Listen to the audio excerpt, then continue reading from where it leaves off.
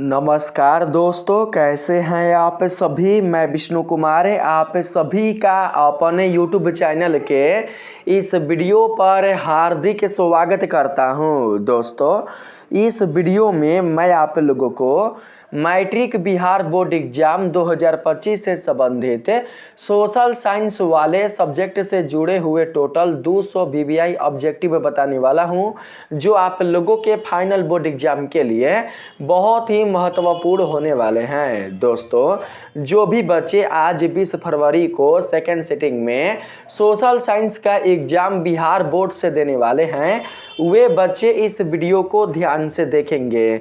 इस वीडियो में आने वाला हर एक प्रश्न आप लोगों के सेकेंड सिटिंग वाले सोशल साइंस के एग्जाम के लिए बहुत ही उपयोगी होंगे। तो चलिए बिना देर किए शुरू करते हैं अपने आज के इस वीडियो क्लासेज को। दोस्तों, यहाँ पर हमारा पहला सवाल है, अमृत बाजार पत्रिका के संपादक कौन थे।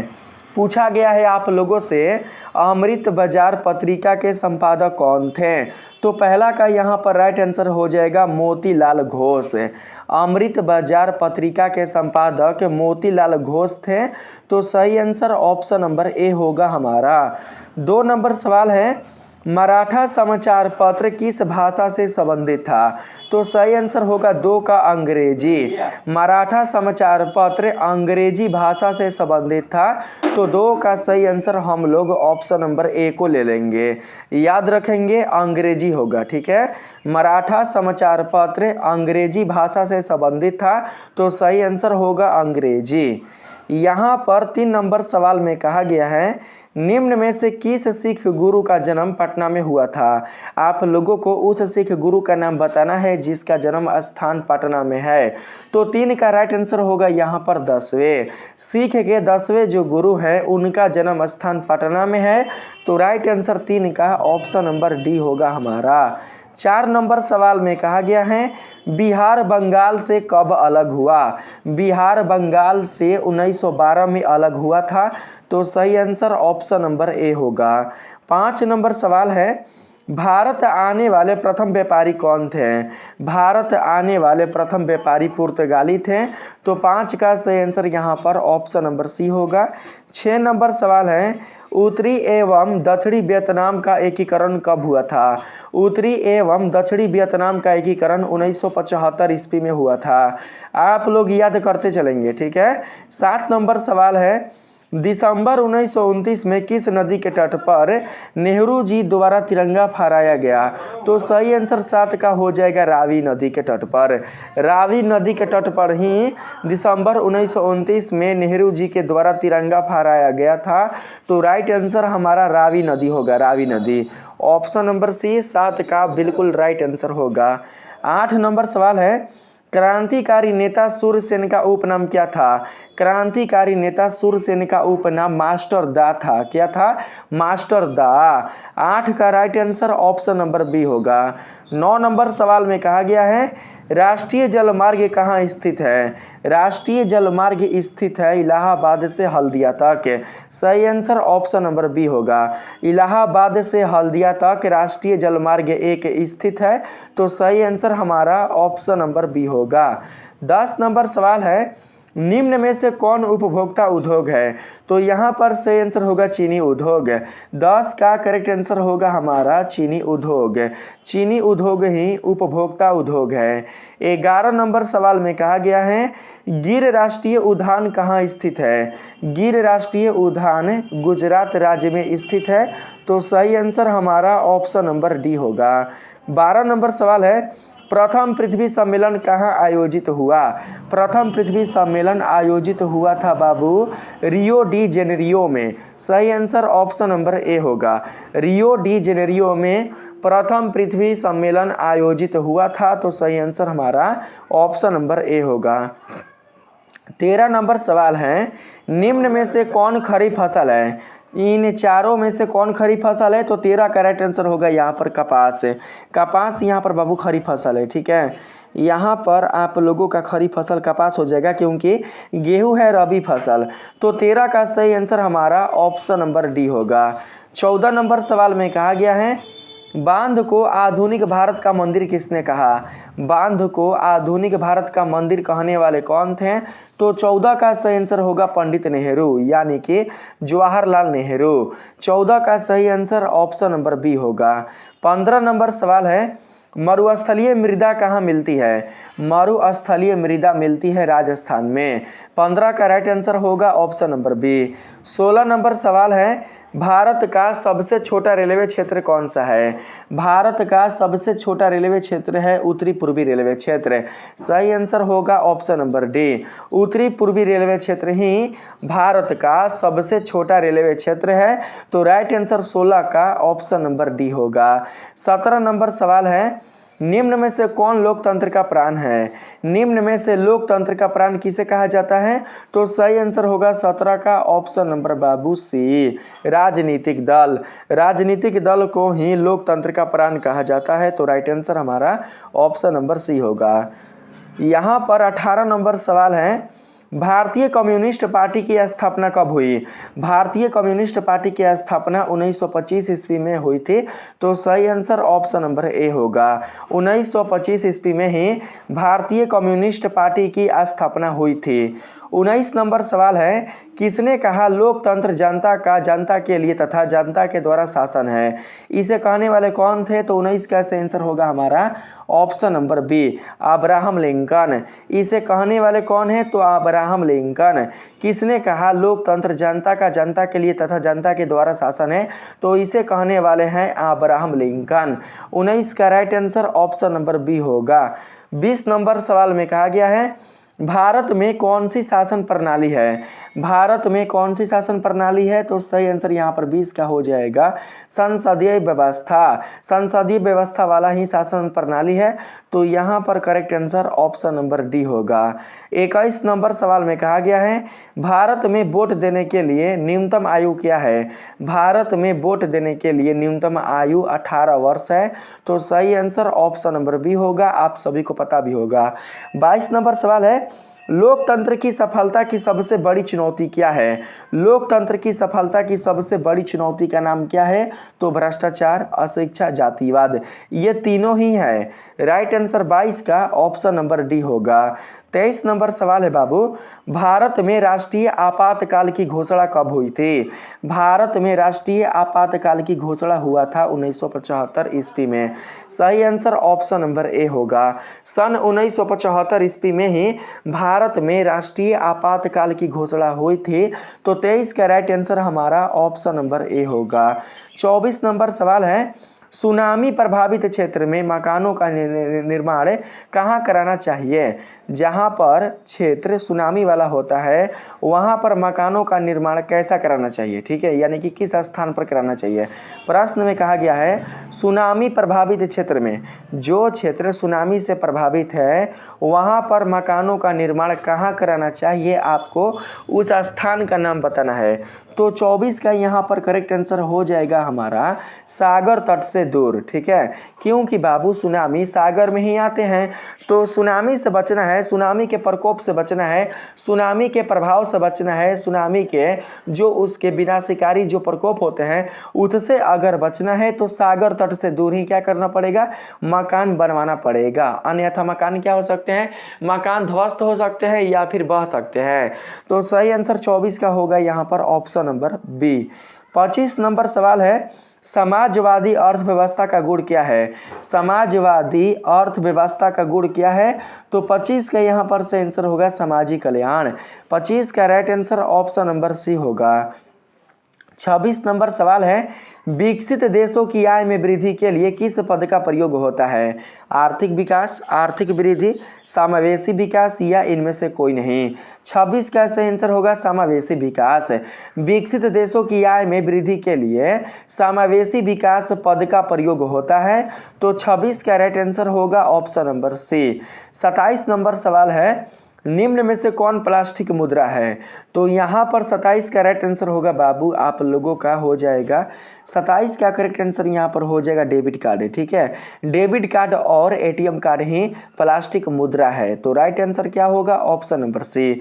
अगर डेबिट कार्ड के जगह पर एटीएम कार्ड रहता तो आप एटीएम कार्ड को सेलेक्ट कर लेते। ठीक है, यहाँ पर अगला है 28 नंबर सवाल में, भारत में सकल घरेलू उत्पाद में किस क्षेत्र का योगदान सर्वाधिक है? कृषि क्षेत्र, औद्योगिक क्षेत्र, सेवा क्षेत्र या इनमें से कोई नहीं। 28 का सही आंसर होगा हमारा सेवा क्षेत्र। भारत में सकल घरेलू उत्पाद में सेवा क्षेत्र का योगदान सर्वाधिक है, तो राइट आंसर हमारा ऑप्शन नंबर सी होगा। 29 नंबर सवाल है, छिपी बेरोजगारी में क्या पाई जाती है? छिपी जो बेरोजगारी होती है वो किस में पाई जाती है, किस क्षेत्र में पाई जाती है? 29 का सही आंसर यहाँ पर हो जाएगा बाबू कृषि क्षेत्र। कृषि क्षेत्र में ही छिपी बेरोजगारी है। छिपी बेरोजगारी आप लोगों को कृषि क्षेत्र में ही देखने को मिल सकता है। तो 29 का right answer option number B होगा। 30 नंबर सवाल है, रूस की मुद्रा क्या है? रूस की मुद्रा क्या है? तो सही आंसर होगा rouble. Right answer option number C होगा। 31 नंबर सवाल में कहा गया है, साख का आधार क्या है? साख का आधार विश्वास है। 31 का राइट आंसर होगा ऑप्शन नंबर ए। 32 नंबर सवाल है, वस्तुओं और सेवाओं को अपने उपयोग के लिए कौन खरीदता है? वस्तुओं और सेवाओं को अपने उपयोग के लिए कौन खरीदता है? तो 32 का यहाँ पर सही आंसर हो जाएगा हमारा उपभोक्ता। राइट आंसर होगा ऑप्शन नंबर सी। 33 नंबर सवाल में कहा गया है, वायु परिवहन का राष्ट्रीयकरण कब किया गया? वायु परिवहन का राष्ट्रीयकरण किया गया था 1953 में। सन 1953 ईस्वी में ही वायु परिवहन का राष्ट्रीयकरण किया गया था। तो राइट आंसर हमारा ऑप्शन नंबर डी होगा। 34 नंबर सवाल है, विश्व का प्राचीनतम परिवहन साधन क्या है? विश्व का प्राचीनतम यानी कि सबसे पुराना, ठीक है, विश्व का प्राचीनतम परिवहन साधन जो है वो होगा बाबू जल परिवहन। Right answer option number A होगा। 35 नंबर सवाल में कहा गया है, मोरमुगांव बंदरगाह कहाँ है? मोरमुगांव बंदरगाह कहाँ स्थित है? तो 35 का करेक्ट आंसर हो जाएगा ऑप्शन नंबर बी यानी कि गोवा। गोवा में ही मोरमुगांव बंदरगाह स्थित है। तो सही आंसर हमारा ऑप्शन नंबर बी होगा। 36 नंबर सवाल है, कांडला विशेष आर्थिक क्षेत्र कहाँ है? कांडला विशेष आर्थिक क्षेत्र कहाँ है? तो 36 का सही आंसर होगा बाबू गुजरात। गुजरात क्षेत्र में ही कांडला विशेष आर्थिक क्षेत्र है। तो राइट आंसर 36 का ऑप्शन नंबर डी होगा। 37 नंबर सवाल में कहा गया है, कहलगांव तापीय विद्युत परियोजना कहाँ है? कहलगांव तापीय विद्युत परियोजना कहाँ है? तो हमारा राइट आंसर होगा भागलपुर। भागलपुर में ही कहलगांव तापीय विद्युत परियोजना है। तो सही आंसर हमारा ऑप्शन नंबर ए होगा। 38 नंबर सवाल में कहा गया है, जल बेरिन संबंधित था। जल बेरिन किससे संबंधित था? तो 38 का सही आंसर होगा व्यापारियों से। व्यापारियों से ही जल बेरिन संबंधित था। तो राइट आंसर होगा ऑप्शन नंबर बी। 39 नंबर सवाल है, जर्मन राइन राज्य का निर्माण किसने किया था? जर्मन राइन राज्य का निर्माण करने वाले कौन थे? तो 39 का राइट आंसर होगा नेपोलियन बोनापार्ट। नेपोलियन बोनापार्ट ने ही जर्मन राइन राज्य का निर्माण किया था। तो राइट आंसर 39 का ऑप्शन नंबर बी हमारा हो जाएगा। अगला प्रश्न है 40 नंबर में आप लोगों के पास, वियना सम्मेलन कब हुआ था? वियना सम्मेलन हुआ था 1815 ईस्वी में। तो सही आंसर होगा ऑप्शन नंबर ए। 41 नंबर सवाल में कहा गया है आप लोगों से यहाँ पर, निम्न में से कौन जीवाश्म ईंधन है? तो इन चारों में से जीवाश्म ईंधन होगा कोयला। 41 का राइट आंसर बाबू कोयला ही नहीं होगा, पेट्रोलियम गैस, पेट्रोलियम भी होगा और प्राकृतिक गैस भी होगा। इन चारों में जीवाश्म ईंधन, कोयला, पेट्रोलियम और प्राकृतिक गैस, ये तीनों ही हो जाएंगे। तो राइट आंसर हमारा ऑप्शन नंबर डी होगा। 42 नंबर सवाल है, भारत का प्रथम परमाणु विद्युत गृह कहाँ है? भारत का प्रथम परमाणु विद्युत गृह जो है वो है बाबू तारापुर में। सही आंसर होगा तारापुर। राइट आंसर होगा ऑप्शन नंबर डी। 43 नंबर सवाल है, मणिकरण भूतापीय ऊर्जा संयंत्र किस राज्य में स्थित है? मणिकरण भूतापीय ऊर्जा संयंत्र हिमाचल प्रदेश राज्य में स्थित है। सही आंसर ऑप्शन नंबर सी होगा। 44 नंबर सवाल है, सिंदरी किस उद्योग के लिए जाना जाता है? सिंदरी किस उद्योग के लिए जाना जाता है? तो सही आंसर होगा उर्वरक उद्योग। सिंदरी जो है वो उर्वरक उद्योग के लिए जाना जाता है। तो राइट आंसर 44 का ऑप्शन नंबर बी होगा। 45 नंबर सवाल है, एशिया में सबसे पुराना रेलवे वर्कशॉप कौन सा है? एशिया में सबसे पुराना रेलवे वर्कशॉप को आप लोगों को बताना है। तो सही आंसर 45 का यहाँ पर होगा जमालपुर रेलवे वर्कशॉप है। एशिया का सबसे पुराना railway workshop Jamalpur railway workshop है। तो राइट आंसर हमारा ऑप्शन नंबर सी होगा। 46 नंबर सवाल में कहा गया है सिलिकॉन शहर के नाम से कौन प्रसिद्ध है? सिलिकॉन शहर के नाम से जो प्रसिद्ध है उसे क्या कहेंगे? उसे कहेंगे बेंगलोर। बेंगलोर जो है वो सिलिकॉन शहर के नाम से प्रसिद्ध है पूरे भारत में। तो राइट आंसर होगा ऑप्शन नंबर बी। 47 नंबर सवाल है मंदार पहाड़ी किस जिले में है? मंदार पहाड़ी किस जिले में है? तो राइट आंसर होगा बांका। बांका जिले में ही मंदार पहाड़ी स्थित है। तो सही आंसर होगा ऑप्शन नंबर सी। 48 नंबर सवाल है सासाराम नगर का विकास कब हुआ था? सासाराम नगर का विकास हुआ था बाबू कब? तो मध्य युग में। राइट आंसर होगा ऑप्शन नंबर बी। 49 नंबर सवाल में कहा गया है आप लोगों से इटली के एकीकरण में किसने योगदान दिया था? इटली के एकीकरण में मेजनी, गैरिबाल्डी, काउंट काबूर इन तीनों ने ही योगदान दिया था। तो 49 का सही आंसर हमारा ऑप्शन नंबर डी होगा। 50 नंबर सवाल है भारत में 1 रुपये का नोट कौन जारी करता है? भारत में 1 रुपये का नोट जारी करने वाले होते हैं वित्त विभाग। सही आंसर ऑप्शन नंबर सी होगा 50 का। 51 नंबर सवाल है प्राथमिक क्षेत्र में कौन सी आर्थिक क्रिया शामिल है? प्राथमिक क्षेत्र में जो आर्थिक क्रिया शामिल है आपको उसका नाम बताना है। तो सही आंसर होगा खनन। प्राथमिक क्षेत्र में खनन वाली आर्थिक क्रिया शामिल है। तो राइट आंसर होगा ऑप्शन नंबर बी। 52 नंबर सवाल में कहा गया है निम्न में से कौन शाख मुद्रा का उदाहरण है? तो यहाँ पर 52 का राइट आंसर होगा करेंसी नोट। निम्न में से शाख मुद्रा का उदाहरण कौन है? तो करेंसी नोट नहीं होगा, बैंक ड्राफ्ट होगा। बैंक ड्राफ्ट होगा, bank draft. Option number B 52 का राइट आंसर होगा। 53 नंबर सवाल में कहा गया है विश्व व्यापार संगठन की स्थापना कब हुई? WTO की स्थापना कब हुआ था? वर्ल्ड ट्रेड ऑर्गेनाइजेशन की स्थापना कब हुई? तो सही आंसर 53 का हो जाएगा बाबू ऑप्शन नंबर सी यानी कि 1995 ईस्वी। सन 1995 ईस्वी में ही विश्व व्यापार संगठन की स्थापना हुई थी। तो सही आंसर हमारा ऑप्शन नंबर सी होगा। 54 नंबर सवाल है 2011 की जनगणना के अनुसार भारत की जनसंख्या कितनी थी? 2011 की जनगणना के अनुसार भारत की टोटल जनसंख्या 121 करोड़ थी। तो राइट आंसर होगा ऑप्शन नंबर बी। यहाँ पर अगला प्रश्न है 55 नंबर में कृषि उत्पादों की गुणवत्ता सुनिश्चित करने का मान्यता प्राप्त चिन्ह कौन सा है?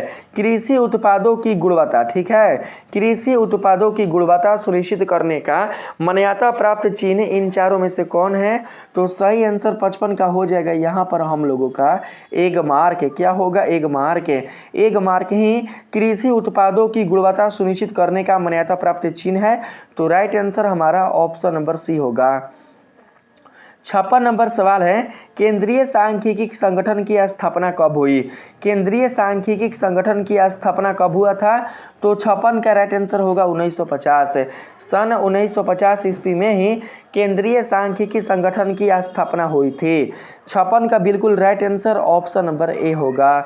57 नंबर सवाल में कहा गया है रॉबर्ट ओवेन कहाँ के निवासी थे? रॉबर्ट ओवेन कहाँ के निवासी थे? तो ब्रिटेन के। राइट आंसर होगा ऑप्शन नंबर सी। अगला सवाल है बोल्शेविक क्रांति का नेतृत्व किसने किया? बोल्शेविक क्रांति का नेतृत्व करने वाले थे लेनिन। सही आंसर होगा ऑप्शन नंबर बी। 59 नंबर सवाल है बाबू कंबोडिया की राजधानी कहाँ है?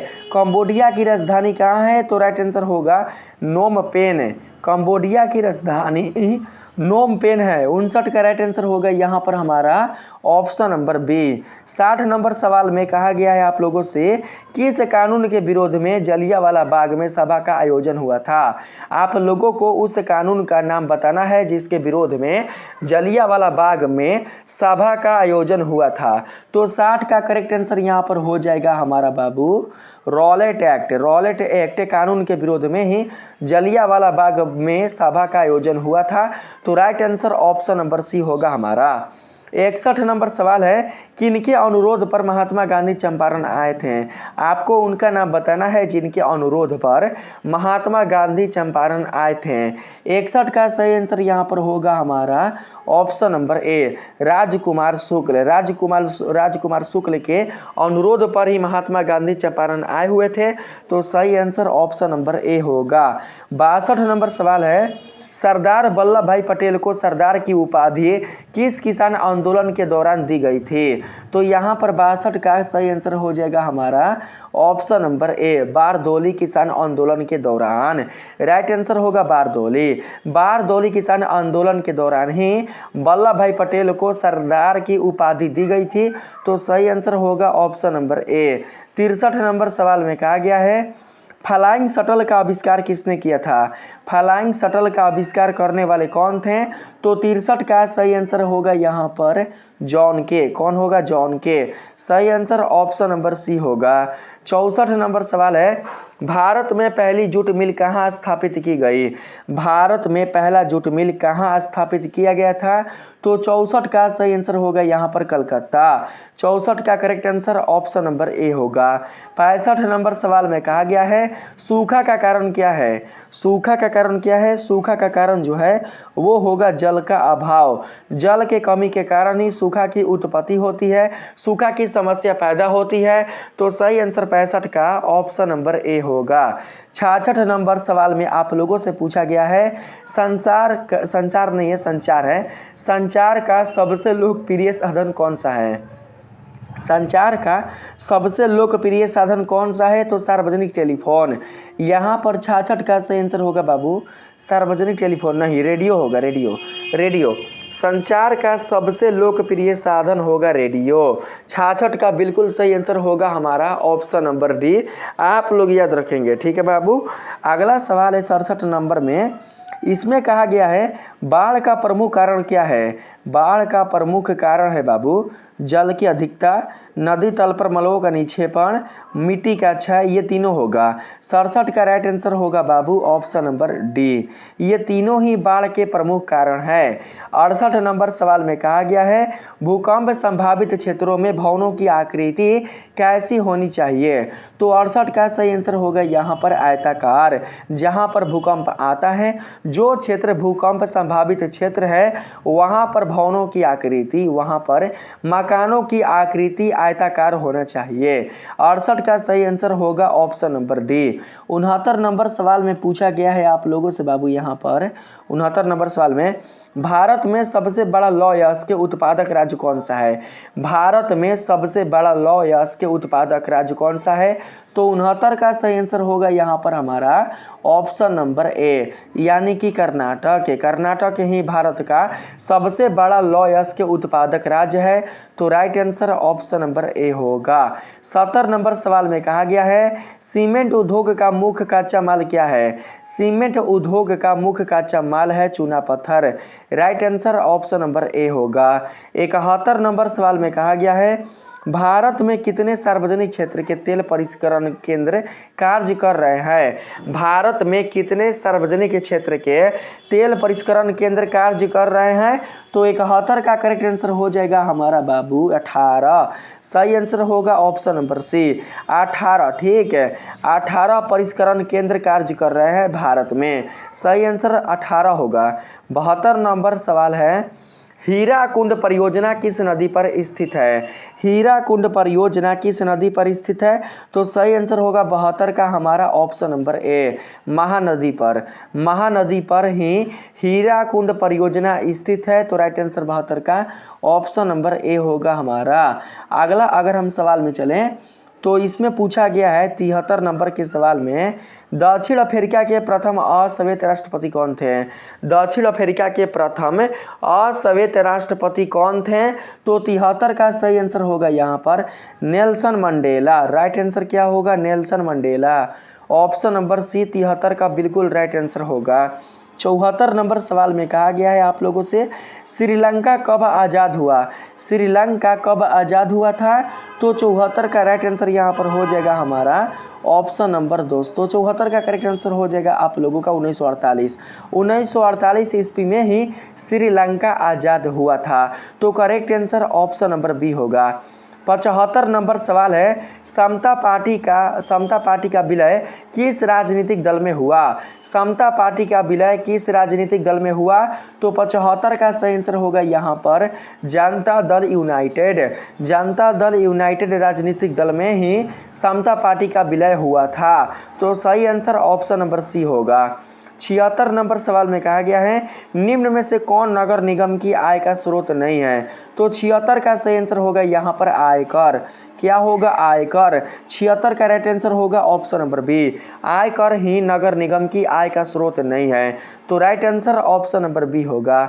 77 नंबर सवाल है निम्न में से कौन पंचायत की व्यवस्थापिका सभा है, तो यहाँ पर 77 का करेक्ट आंसर होगा ग्राम सभा। ग्राम सभा ही पंचायत की व्यवस्थापिका सभा है। तो correct answer option number A होगा। 78 नंबर सवाल है राज्यपाल की नियुक्ति कौन करता है। राज्यपाल की नियुक्ति करने वाले हैं राष्ट्रपति। तो सही आंसर होगा ऑप्शन नंबर सी। 79 नंबर सवाल है स्थानीय स्वशासन राज्य के नीति निर्देशक सिद्धांतों के किस अनुच्छेद में है। स्थानीय स्वशासन राज्य के नीति निर्देशक सिद्धांतों के किस अनुच्छेद में है, अनुच्छेद की संख्या बताना है आप सभी को। 79 का सही आंसर होगा बाबू अनुच्छेद 40। स्थानीय स्वशासन राज्य के नीति निर्देशक सिद्धांतों के अनुच्छेद 34 में कि 40 में, 40 में ना, 40 में, ठीक है। यहाँ पर 79 के बाबू 40 होगा, 40 में, अनुच्छेद 40 में है, ठीक है। आप लोग बाबू याद रखना, देखिए सुनिएगा आप लोग, स्थानीय स्वशासन राज्य के नीति निर्देशक सिद्धांतों के अनुच्छेद 40 में है। तो राइट आंसर यहाँ पर 79 का हमारा ऑप्शन नंबर बी होगा। 80 नंबर सवाल है ग्राम कचहरी में मुकदमे सुलझाए जाते हैं कहाँ पर, तो 80 का करेक्ट आंसर होगा दीवानी मामले या फिर फौजदारी मामले में, यानी कि इसका सही आंसर होगा ऑप्शन नंबर सी, ए और बी दोनों। तो यहाँ पर 80 क्वेश्चन कंप्लीट है। अब बात करते हैं 80 क्वेश्चन और, ठीक है। यहाँ पर अब हम लोग 80 नंबर और प्रश्न पर चलेंगे। 80 हो जाएगा 160 और 40 और करा दूंगा, ठीक है। टोटल 200 प्रश्न हो जाएंगे। आइए फटाफट बिना देर किए हम लोग अगले प्रश्न पर चलते हैं। यहाँ पर पहला प्रश्न है आप लोगों के सामने बाबू, एशिया और यूरोप के बीच कौन प्राचीन स्थल व्यापारिक मार्ग था। एशिया और यूरोप के बीच कौन प्राचीन स्थल व्यापारिक मार्ग था, तो पहला का सही आंसर होगा रेशम मार्ग। राइट आंसर होगा ऑप्शन नंबर बी। 2 नंबर सवाल में कहा गया है चौरी चौरा कांड के बाद गांधी जी के निम्नलिखित में से किस आंदोलन को बंद कर दिया गया। आपको उस आंदोलन का नाम बताना है बाबू जिसे चौरी चौरा कांड के बाद बंद कर दिया गया था। तो यहाँ पर 2 का सही आंसर होगा असहयोग आंदोलन। सही आंसर ऑप्शन नंबर सी होगा। गांधी जी का पहला आंदोलन कौन था, गांधी जी का पहला आंदोलन असहयोग आंदोलन ही था। तो right answer option number C होगा। तीसरा सवाल है अंतर्राष्ट्रीय मजदूर दिवस कब मनाया जाता है। अंतर्राष्ट्रीय मजदूर दिवस मनाया जाता है 1 मई को। 3 का सही आंसर ऑप्शन नंबर बी होगा। 4 नंबर सवाल है वर्तमान में भारत में कितने केंद्र शासित प्रदेश हैं। 4 का राइट आंसर होगा 9। वर्तमान में भारत में टोटल 9 केंद्र शासित प्रदेश है। तो 4 का सही आंसर हमारा ऑप्शन नंबर बी होगा। 8 नंबर सवाल में पूछा गया है सूचना का अधिकार संबंधी कानून कब पारित हुआ था। सूचना का अधिकार संबंधी कानून 2005 में पारित हुआ था। 5 का right answer option number B होगा। यहाँ पर 6 नंबर सवाल है किसने कहा था लोकतंत्र जनता के द्वारा तथा जनता के लिए शासन है। तो मैंने बताया आप लोगों को अभी ही अब्राहम लिंकन ने कहा था। 6 का right answer option number B होगा। 7 नंबर के सवाल में आए तो इसमें कहा गया है पंचायती राज संस्थाओं को संवैधानिक दर्जा किस संविधान संशोधन से प्राप्त हुआ। संशोधन की संख्या बताना है। तो 7 का सही आंसर होगा 73वां संविधान संशोधन से ही पंचायती राज संस्थाओं को संवैधानिक दर्जा प्राप्त हुआ था। तो राइट आंसर हमारा ऑप्शन नंबर बी होगा। 8 नंबर सवाल है भारत में लोकतंत्र की सफलता में क्या बाधा है? भारत में लोकतंत्र की सफलता में अशिक्षा, गरीबी, बेरोजगारी, ये तीनों ही बाधा है। तो राइट आंसर 8 का ऑप्शन नंबर डी होगा। 9 नंबर सवाल है, बिहार में रज्जू मार्ग कहाँ है? बिहार में रज्जू मार्ग जो है बाबू वो है राजगीर में। राइट आंसर क्या होगा? Option number B. रज्जू मार्ग कहाँ है? तो राजगीर में। सही आंसर ऑप्शन नंबर बी होगा। 10 नंबर सवाल है, सासाराम नगर का विकास कब हुआ था? तो सही आंसर होगा मध्य युग में। मैंने आप लोगों को बताया कि सासाराम नगर का विकास मध्य युग में हुआ था। 10 का राइट आंसर होगा यहाँ पर बाबू ऑप्शन नंबर हो जाएगा यहाँ पर बी। सासाराम नगर का विकास कब हुआ था? तो मध्य युग में। ठीक है। 11 नंबर सवाल में कहा गया है, गोविंद सागर कृत्रिम सरोवर किससे बना? गोविंद सागर कृत्रिम सरोवर किससे बना? तो 11 का यहाँ पर करेक्ट आंसर हमारा हो जाएगा बाबू ऑप्शन नंबर सी, भाखड़ नांगल बांध से। भाखड़ा नांगल बांध से, भाखड़ा नांगल बांध से ही गोविंद सागर कृत्रिम सरोवर बना था। तो 11 का करेक्ट आंसर हमारा होगा ऑप्शन नंबर सी। आप लोग याद रखेंगे। यहाँ पर 12 नंबर के सवाल में आते हैं। कहा गया है, सर्वाधिक भूस्खलन प्रवण राज्य कौन सा है? सर्वाधिक भूस्खलन प्रवण राज्य कौन सा है? तो 12 का करेक्ट आंसर होगा यहाँ पर हमारा उत्तराखंड। उत्तराखंड 12 का करेक्ट आंसर होगा। 13 नंबर सवाल में अगर चलें तो इसमें कहा गया है, बिहार का कौन सा भाग सर्वाधिक सूखा प्रवण है? तो यहाँ पर 13 का सही आंसर हो जाएगा हमारा ऑप्शन नंबर सी, दक्षिण बिहार। बिहार का जो दक्षिणी भाग है वो दोस्तों सर्वाधिक सूखा प्रवण है, यानी कि सूखा से प्रभावित है। तो right answer option number C 13 का होगा। 14 नंबर सवाल में कहा गया है, 1871 में कौन सी संधि हुई थी? 1871 में कौन सी संधि हुई थी? तो राइट आंसर यहाँ पर फ्रैंकफर्ट की संधि होगा। ऑप्शन नंबर ए 14 का बिल्कुल सही आंसर होगा। 15 नंबर सवाल में कहा गया है, 1830 की क्रांति के बाद फ्रांस में किस प्रकार का शासन स्थापित हुआ? तो सही आंसर 15 का हो जाएगा संवैधानिक राजतंत्र शासन। 1830 की क्रांति के बाद फ्रांस में संवैधानिक राजतंत्र वाला शासन स्थापित हुआ। तो सही आंसर ऑप्शन नंबर बी होगा हमारा। 16 नंबर सवाल है, रूस की बोल्शेविक क्रांति का नेतृत्व किसने किया? तो लेनिन ने। राइट आंसर होगा ऑप्शन नंबर सी, आप सभी को पता है। 17 नंबर के सवाल में अगर चलें तो इसमें कहा गया है, भारत में राष्ट्रीय आय की गणना कौन करता है? भारत में राष्ट्रीय आय की गणना वित्त विभाग करता है। राइट आंसर होगा बाबू ऑप्शन नंबर सी 17 का।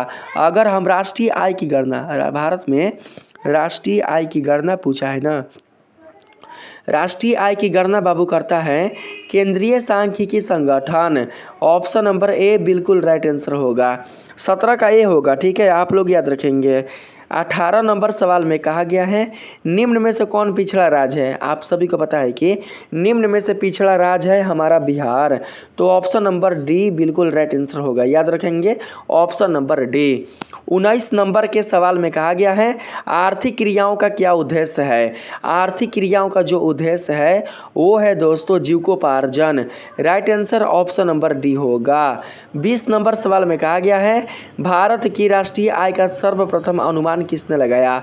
भारत की राष्ट्रीय आय का सर्वप्रथम अनुमान लगाने वाले जो थे वो थे दोस्तों कौन? तो वो थे बाबू आप लोगों का दादा भाई नौरोजी। सही आंसर होगा ऑप्शन नंबर डी। 21 नंबर सवाल में कहा गया है, दीर्घकालीन ऋण प्रदान करने वाली संस्था कौन सी है? दीर्घकालीन ऋण प्रदान करने वाली जो संस्था है उसका नाम है बाबू भूमि विकास बैंक। क्या है? भूमि विकास बैंक। सही आंसर यहाँ पर ऑप्शन नंबर बी होगा।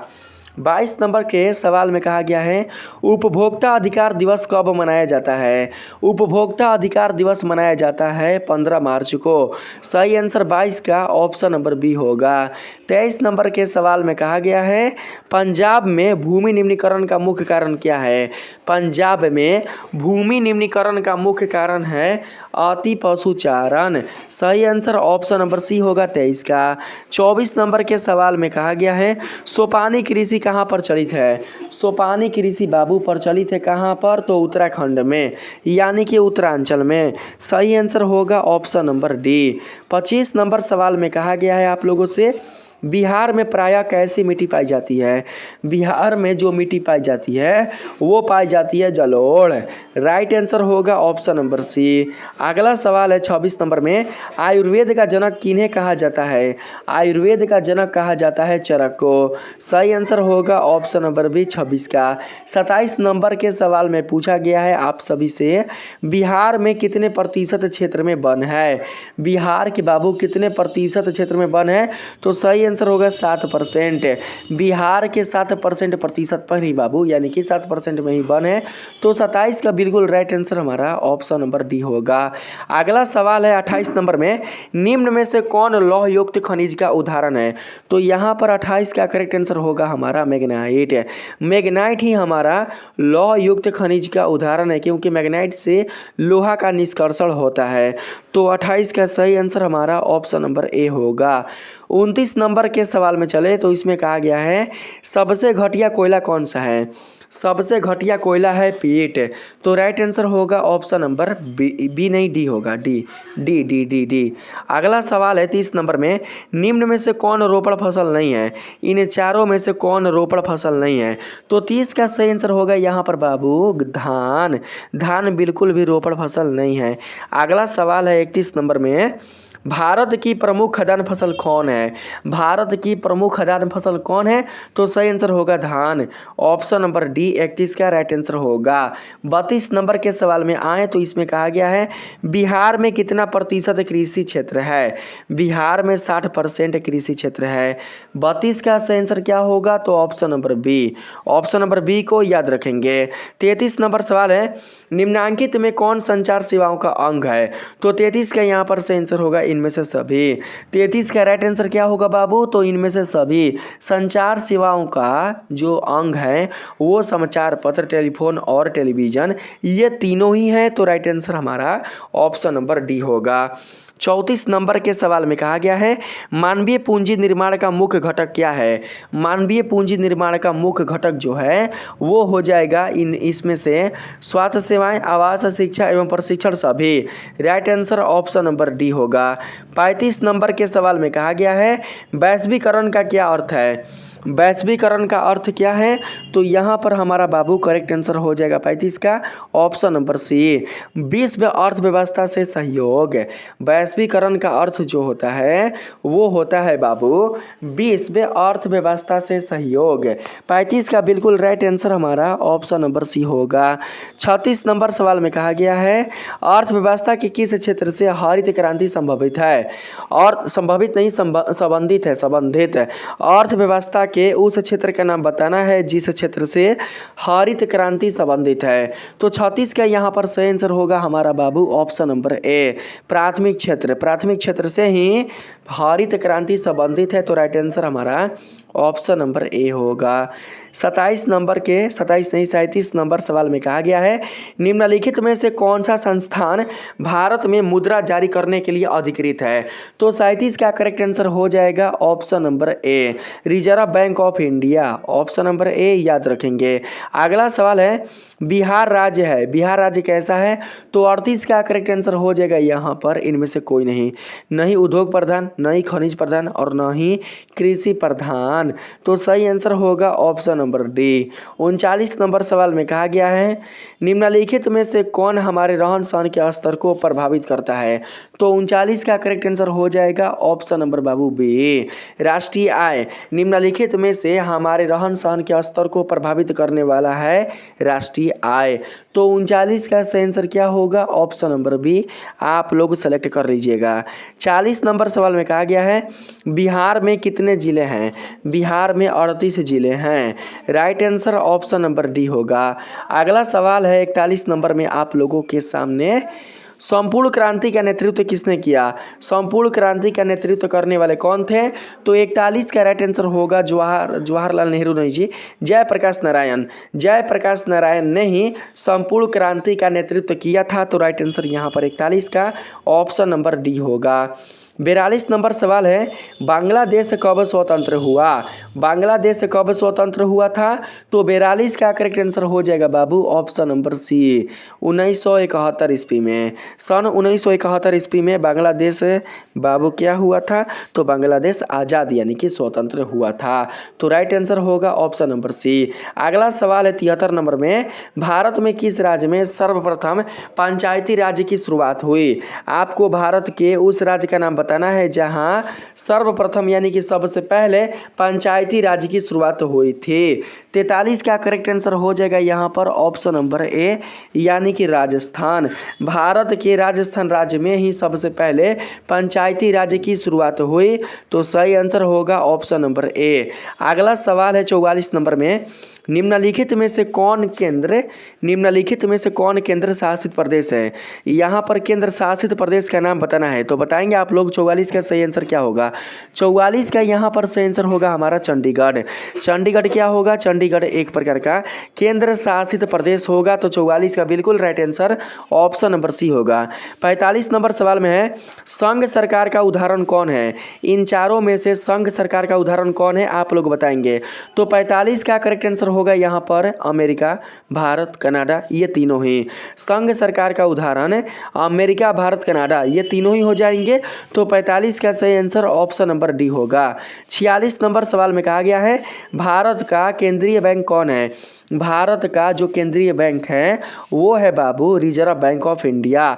रिजर्व बैंक ऑफ इंडिया को ही भारत का केंद्रीय बैंक कहा जाता है। तो सही आंसर ऑप्शन नंबर सी होगा।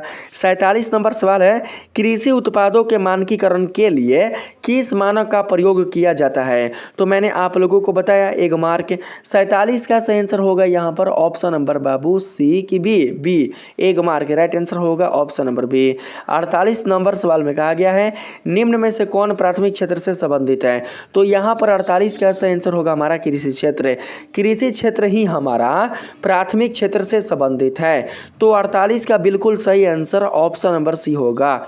49 नंबर सवाल है, तिनकठिया प्रणाली किन पर लागू थी? तिनकठिया प्रणाली किसानों पर लागू थी। सही आंसर ऑप्शन नंबर ए होगा।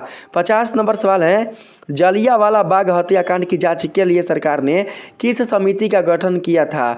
तो यहाँ पर 50 का करेक्ट आंसर हो जाएगा हमारा ऑप्शन नंबर बाबू ए हंटर समिति का गठन किया था। 51 नंबर सवाल में कहा गया है, डॉक्टर राजेंद्र प्रसाद का जन्म स्थान कहाँ है? डॉक्टर राजेंद्र प्रसाद का जन्म स्थान बिहार है। 51 का सही आंसर होगा हमारा ऑप्शन नंबर बी। 52 नंबर सवाल में कहा गया है, ककोलत जलप्रपात बिहार के किस जिले में स्थित है? ककोलत जलप्रपात बिहार के किस जिले में स्थित है? तो 52 का सही आंसर होगा हमारा बाबू नवादा। बिहार के नवादा जिले में ही ककोलत जलप्रपात स्थित है। अगला प्रश्न है आप लोगों का 53 नंबर में, किस देश की सीमा बिहार से जुड़ी है? तो यहाँ पर 53 का करेक्ट आंसर होगा नेपाल। नेपाल देश की सीमा बिहार से जुड़ी है। तो 53 का सही आंसर होगा ऑप्शन नंबर ए। 54 नंबर सवाल में कहा गया है, गठबंधन की सरकार बनाने के लिए किस प्रकार की दलीय व्यवस्था की जरूरत है? तो सही आंसर 54 का हो जाएगा हमारा ऑप्शन नंबर सी बहुदलीय व्यवस्था। आप सभी जानते होंगे। 55 नंबर सवाल में कहा गया है, भारतीय जनता पार्टी के प्रथम अध्यक्ष कौन थे? भारतीय जनता पार्टी के प्रथम अध्यक्ष का जो नाम है वो है अटल बिहारी वाजपेयी। यही बाबू भारतीय जनता पार्टी के प्रथम अध्यक्ष थे। तो सही आंसर ऑप्शन नंबर डी होगा। 66 नंबर के सवाल में कहा गया है, भारतीय राष्ट्रीय आपातकाल की घोषणा कब हुई? भारतीय राष्ट्रीय आपातकाल की घोषणा हुआ था 1975 में। तो सही आंसर ऑप्शन नंबर बी होगा। 57 नंबर सवाल है, भूकंप केंद्र के ऊर्ध्वाधर पृथ्वी पर स्थित केंद्र को क्या कहते हैं?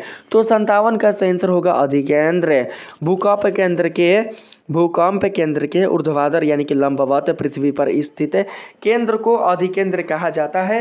तो 57 का हमारा सही आंसर बाबू ऑप्शन नंबर बी होगा। 58 नंबर सवाल है, सुनामी संबंधित है किससे? तो समुद्र से। सुनामी समुद्र से संबंधित है। तो right answer option number C होगा, क्योंकि बाबू सुनामी समुद्र में ही आता है। अगला सवाल है 59 नंबर में, मलबे के नीचे दबे लोगों को पता करने के लिए किस यंत्र का उपयोग किया जाता है? तो सही आंसर 59 का हो जाएगा हमारा इंफ्रारेड कैमरा। किसका? Infrared camera.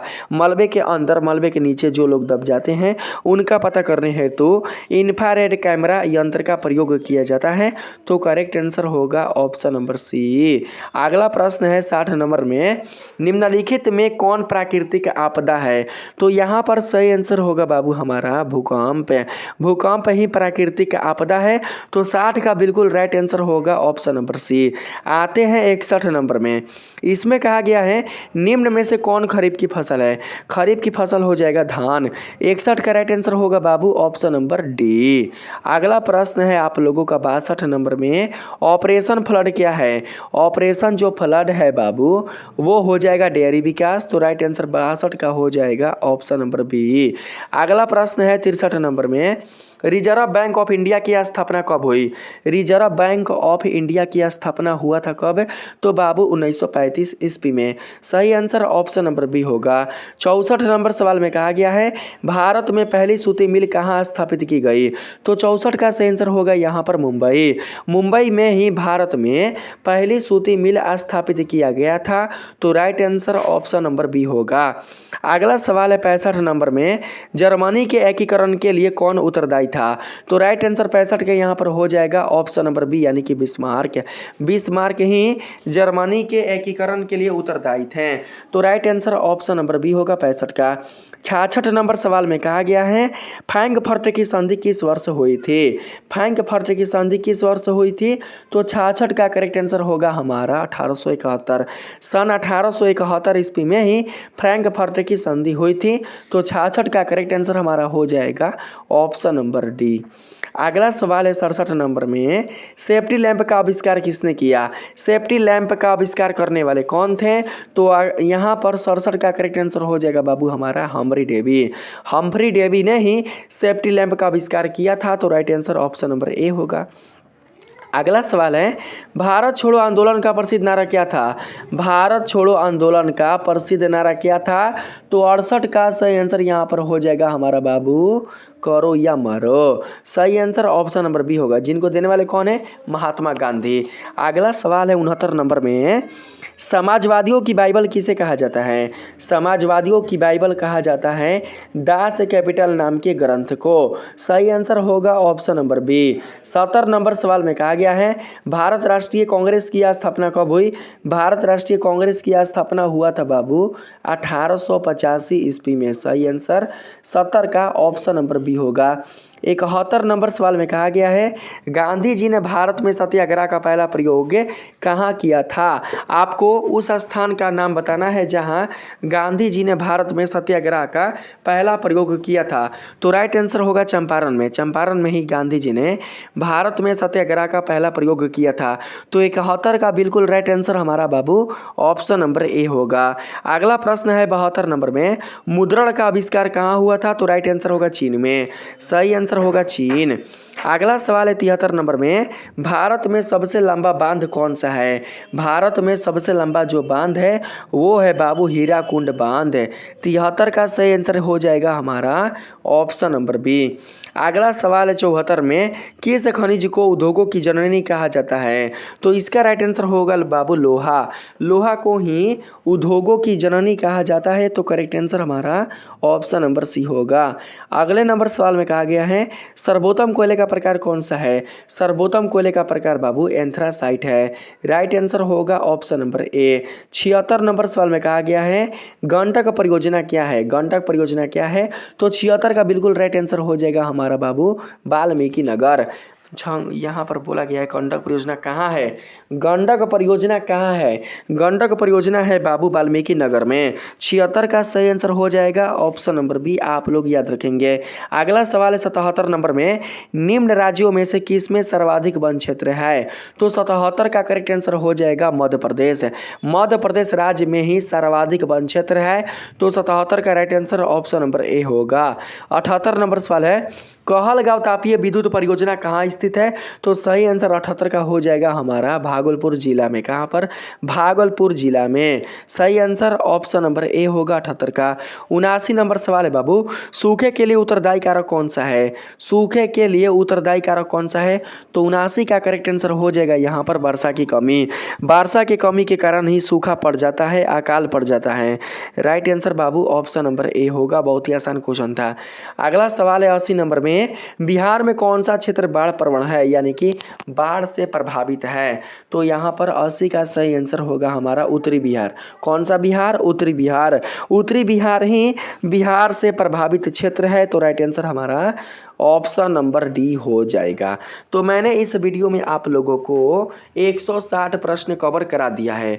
अब बाकी के जो 40 प्रश्न बच चुके हैं इसे आप लोग कवर कीजिएगा, ठीक है। चलिए, यहाँ पर 160 प्रश्न कंप्लीट हो चुके हैं। अब आते हैं फटाफट बाबू 40 प्रश्नों पर। देखिए, यहाँ पर 40 में से पहला प्रश्न है बाबू, सबनिया अवज्ञा आंदोलन किस यात्रा से शुरू हुआ?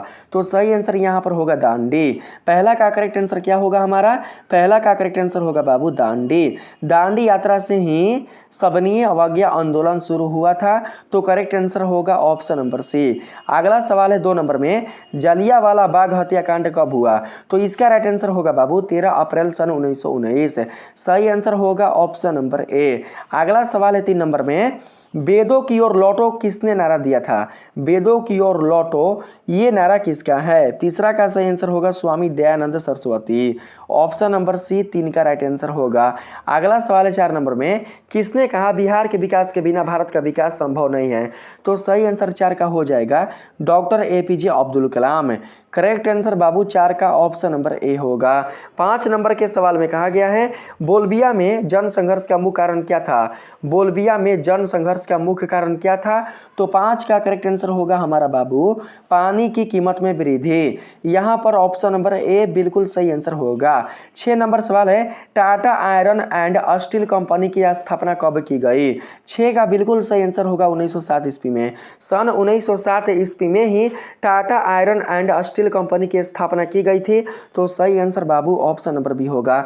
अगला सवाल है 7 नंबर में, गुटेनबर्ग का जन्म कहाँ हुआ था? गुटेनबर्ग का जन्म हुआ था जर्मनी में। सही आंसर होगा बाबू ऑप्शन नंबर बी। अगला सवाल है 8 नंबर में, वर्तमान में नेपाल की शासन प्रणाली क्या है? वर्तमान समय में नेपाल की जो शासन प्रणाली है वो है बाबू लोकतंत्र। सही आंसर है ऑप्शन नंबर ए। 9 नंबर सवाल में कहा गया है, वार एंड पीस किसकी रचना है? तो सही आंसर 9 का हो जाएगा हमारा लियो टॉलस्टॉय। लियो टॉलस्टॉय की रचना कौन है? तो वार एंड पीस है। Correct answer option number B होगा। अगला सवाल है 10 नंबर में, किसने कहा संसाधन होते नहीं बनते हैं? तो सही आंसर 10 का हो जाएगा हमारा जिमेरन। क्या होगा? जिमरमैन। जिमरमैन होगा, जिमरमैन। सही आंसर होगा जिमरमैन। जिमरमैन ने ही कहा था कि संसाधन होते नहीं बल्कि बनाए जाते हैं। राइट आंसर होगा बाबू ऑप्शन नंबर ए। अगला सवाल है 11 नंबर में, सुनामी कहाँ आती है? समुद्र में। करेक्ट आंसर होगा ऑप्शन नंबर बी। अगला सवाल है 12 नंबर में, अंकोर वाट के मंदिर का निर्माण किस शासक के द्वारा कराया गया? आप लोगों को उस शासक का नाम बताना है जिसके द्वारा अंकोर वाट के मंदिर का निर्माण कराया गया था। तो यहाँ पर 12 का सही आंसर होगा बाबू सूर्यवर्मन द्वितीय। सूर्यवर्मन द्वितीय, ठीक है, सूर्यवर्मन द्वितीय। करेक्ट आंसर हमारा यहाँ पर ऑप्शन नंबर ए हो जाएगा। अगला सवाल है यहाँ पर, WTO की स्थापना किस वर्ष हुई? तो मैंने अभी आप लोगों को बताया WTO की जो स्थापना हुआ था वो हुआ था 1995 ईस्वी में। तो राइट आंसर ऑप्शन नंबर बाबू ए होगा। अगला सवाल है 14 नंबर में, सिखों के 10वें और अंतिम गुरु श्री गोविंद सिंह का जन्म बिहार के किस नगर में हुआ था? तो यहाँ पर 14 का सही आंसर होगा बाबू पटना। करेक्ट आंसर क्या होगा? पटना। 15 नंबर सवाल है, यूरेनियम का प्रमुख उत्पादक केंद्र कौन सा है?